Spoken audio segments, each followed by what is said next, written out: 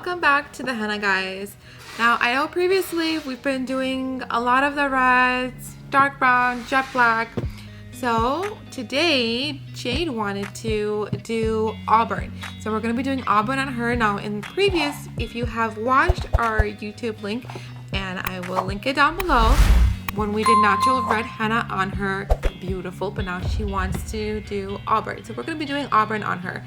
So the before shots, you will see it is the natural red that we used on her, and we're going to be using auburn today.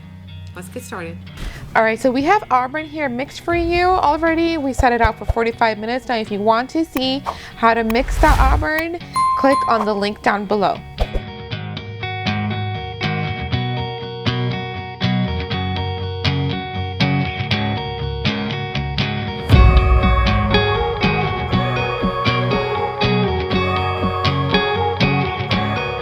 So you can see right here, her hair that grew out, still beautiful, and the natural red that we did.